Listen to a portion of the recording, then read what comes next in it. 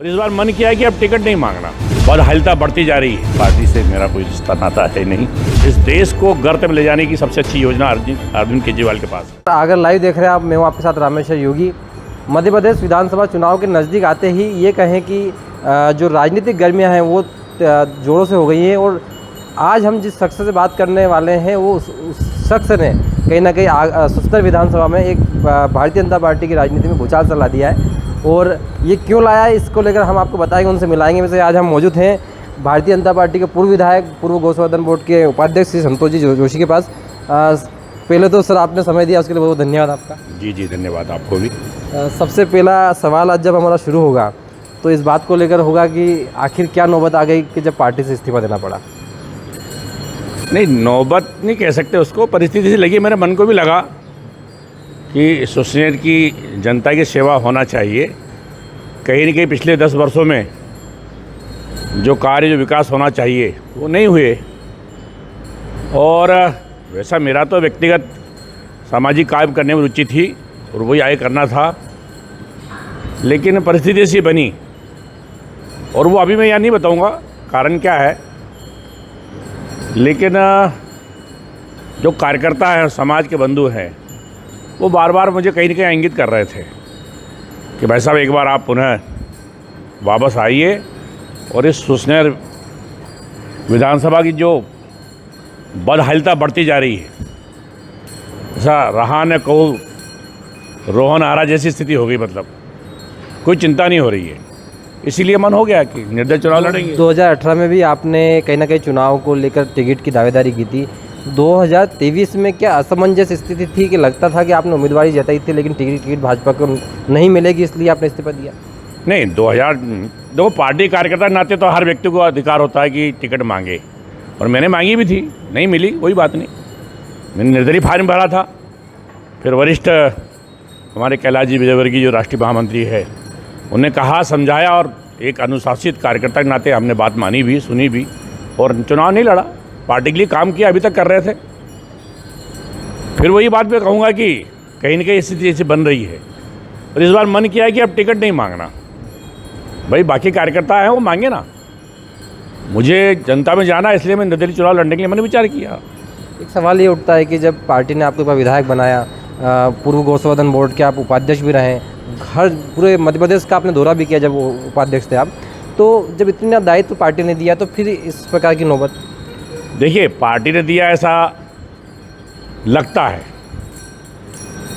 2008 में जब यहाँ चुनाव कोई लड़ने वाला नहीं था, मेरा अपना जीवन संघ के प्रचारक का था, मुझे संघ कार्य से मुक्त किया गया, वो चुनाव लड़ाया गया। तब पार्टी की आवश्यकता थी, मेरी आवश्यकता नहीं थी। मुझे चुनाव लड़ाया, पार्टी ने लड़वाया। क्योंकि मेरा कार्य, मेरा व्यवहार, जनता में मेरा संबंध था, इसलिए मैं चुनाव जीता था।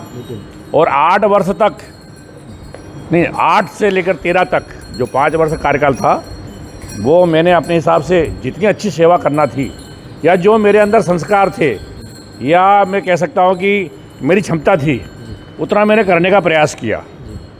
और उसके बाद फिर मुझे टिकट नहीं दिया, कोई बात नहीं, राजनीति में सब होता है। और चूँकि मुझसे कोई गलती हुई होगी या मुझसे अच्छा कोई जीतने वाला था, इसलिए हमने उस बात को किसी प्रकार कोई मस्तिष्क में लिया नहीं, और जो भी व्यक्ति आया उसके लिए काम किया। इस बार तैयारियों में हमने देखा है कि आप गांव-गांव गए हो श्री रामचरण पादुका के साथ, और जिस प्रकार से वहां पर जो आपके वीडियो कहें सोशल मीडिया पे आए हैं, तो कहीं ना कहीं ग्रामीण क्षेत्रों में जो माहौल देखने को मिल रहा था, आप जब गए तो जनता का किस प्रकार से आपको मैसेज मिला और आपने मूड क्यों बनाया आखिर लेकर? देखिए, कहीं ना कहीं ईश्वर प्रेरणा भी देता है, और मेरे गुरु कहूँगा कि जो गुना वाले हैं राजन जी, उन्होंने मुझे प्रेरणा दी कि अब भगवान राम की पादुका लेके जाइए। जैसे भरत ने पादुका लेकर के राम राज्य चलाया था अयोध्या का, तो ऐसे ही मैं भी पादुका लेकर के, लेकिन पवित्र मंत्र था, कोई चुनाव वाला विषय था नहीं। पादुका लेकर जब मैं गाँव-गाँव गया, और वहाँ जिस प्रकार से जनमानस का पादुका के प्रति श्रद्धा थी, लेकिन मेरे अंदर भी एक वो विश्वास देख रहे थे, एक उम्मीद देख रहे थे। और यात्रा के दौरान हर गांव में 10-20 लोग मेरे कान में कहे जाते थे कि भाई साहब इस बार चूकना मत, कुछ भी हो। तो वो जो बातें कर रहे थे, और रोज़ एक दिन नहीं हुआ, कोई एक बार पिंच नहीं किया उन्होंने। मेरी यात्रा लगभग 46-47 दिन चली। तो उस यात्रा में रोज़ 20-25 लोग ये मुझे कहते थे, तो धीरे धीरे मेरे मन में उत्साह बढ़ता गया और फिर मैंने निर्णय ले लिया। भाई साहब, जब चुनाव का ये कहे आपने निर्णय लिया, निर्णय लेने के बाद भी आपके पास कहीं ना कहीं फ़ोन लोगों के आए होंगे, और जब फ़ोन आए तो पार्टी संगठन के आए या जनता के ज़्यादा आए? ये जानना चाह रहा हूँ कि जनता चाह रही कि अब मैदान में आ जाइए, या फिर पार्टी संगठन कह रहा है कि अभी रुकिए, आपको कुछ ना कुछ फिर दायित्व दिए जाएंगे? देखिए, पार्टी संगठन की बात अब मैं नहीं करूँगा क्योंकि मैंने इस्तीफा दे दिया है, लेकिन सुसनेर विधानसभा का जो जनमानस है, जो कार्यकर्ता है, वो मुझे आज भी उसी उत्साह के साथ बात कर रहा है और बोल रहा है कि भाई साहब पीछे मत हट जाना। ये मुझे वो विश्वास दिला रहा है। तय है कि चुनाव लड़ा जाएगा मैदान में, 2023 की विधानसभा में आप सुसनेर में उम्मीदवार रहेंगे? हाँ, बिल्कुल तय है। इसमें कोई कोई संशय नहीं, कुछ किसी प्रकार कोई संशय नहीं है। अच्छा, एक बड़ा सवाल ये है कि जब 2008 में आप विधायक बने, और विधायक बनने के बाद आपने जिस प्रकार से कार्य किया, तो कहीं ना कहीं जनता में आज उन चीज़ों को देखा भी जाता है कि बहुत सारे कार्य आपके कार्यकाल में हुए थे। तो कौन से आप अपनी ऐसी उपलब्धि मानते हैं सुसनेर विधानसभा को लेकर जो आज भी कहीं ना कहीं जनता को टच करती है? का समाधान तत्काल हो जाए, ये मैंने पूरे मन से किया। ये तो बड़ी उपलब्धि है। आज भी रात को कोई 2 बजे मुझे फ़ोन करता है तो मैं उनका फ़ोन उठाता हूँ, यथासंभव उनकी समस्या का समाधान करता हूँ। रात को, आज रात की बात मैं कर रहा हूँ, लगभग 2:45 बजे मुझे एक कार्यकर्ता फ़ोन करता है। मैंने उठाया, क्या हुआ? बोले भाई साहब लाइट चली गई। अब 1 घंटे के लिए लाइट गई थी, लेकिन उसको बेचैनी हो रही थी, उसने फ़ोन किया। ठीक है, कहा अपना एक कार्यकर्ता कमल, तो ये उसको मन में ये बात थी, इसलिए उसे फ़ोन लगाया। उपलब्धि की बात है तो मेरे कार्यकाल में सबसे पहले तो मैं शिक्षा की उपलब्धि बताऊंगा कि लगभग 40 स्कूल जिनको मैंने मिडिल बनवाया, और लगभग 19 स्कूल जिनको हाई स्कूल बनवाया, और लगभग 9 स्कूल है जो हायर सेकेंडरी में परिवर्तित हुए। ये बहुत बड़ी बात है।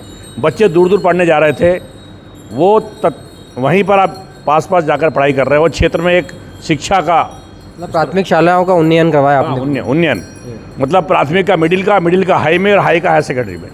दूसरी बात, एक छोटा सा उदाहरण है कीटखेड़ी बांध।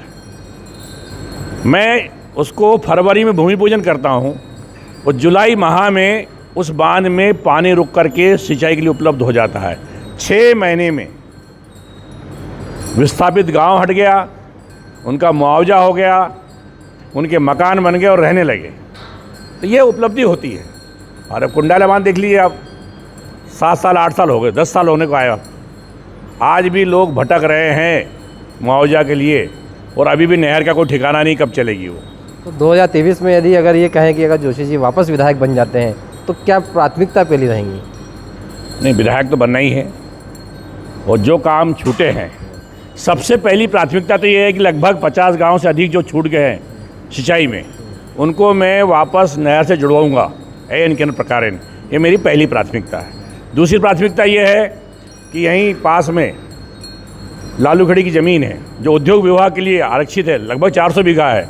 वहाँ उद्योगों की शुरुआत कराऊंगा, क्योंकि युवाओं को उद्योग मिलेगा तो ज़्यादा हमारे क्षेत्र का विकास होगा। एक संतरे की नर्सरी की जो अपने देश की सबसे बड़ी नर्सरी बनने वाली थी देहरीपाल में, वो योजना भी वहीं टाटा फिस पड़ी है, उसको लाऊंगा। चूँकि अपने इस क्षेत्र में संतरा बहुत होता है। मेरे समय में मैंने यहाँ पर एक ग्रीन हब भी बनाने का प्लान किया था कि यहाँ एक कोल्ड स्टोरेज होकर के और पूरे विधानसभा की सब्जी यहाँ इकट्ठी हो, और सब्जी इकट्ठी होने के बाद में फिर देश में सप्लाई हो। लेकिन वो योजना भी अब आगे क्या बताएं फिर। अब बड़ा सवाल ये उठता भाई साहब कि जिस प्रकार से आप चुनाव मैदान में आ रहे हैं, अब कयास ये भी लगाए जा रहे थे कि संघ भी एक नई, जो संघ के पूर्व प्रचारक थे वो भी नई एक पार्टी बना रही हैं, और ये कयास भी लगाए जाते थे कि पार्टी का अगर रूपरेखा मिल जाती है तो उससे भी कहीं ना कहीं दावेदारी आप अपनी जता सकते हैं, या उसी सीट से, उसी पार्टी से आप चुनाव में खड़े हो सकते हैं। नहीं, अभी तो मैं निर्दलीय लड़ रहा हूँ, नई पार्टी की सुबुगाहट है, मेरी चर्चा भी हुई है, लेकिन अभी वो कितना कर पाएंगे, उनकी अपनी क्या तैयारी है, लेकिन मेरी तैयारी चुनाव लड़ने की है।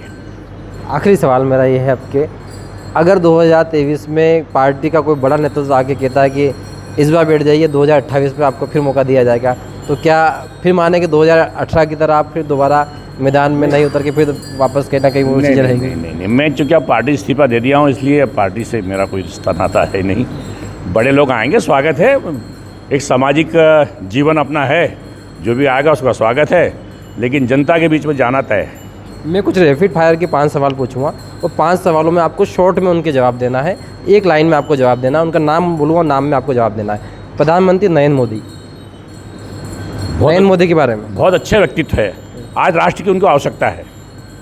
मुख्यमंत्री शिवराज सिंह चौहान, बहुत अच्छा काम किया उन्होंने, लेकिन जनता में जिस प्रकार से उनकी अच्छी छवि है, उस छवि को कार्यकर्ता नीचे तक ले जा नहीं पा रहे हैं। कैलाश विजयवर्गीय जी, उनका श्रेष्ठ नेतृत्व करने वाले, अच्छे नेतृत्व करता है।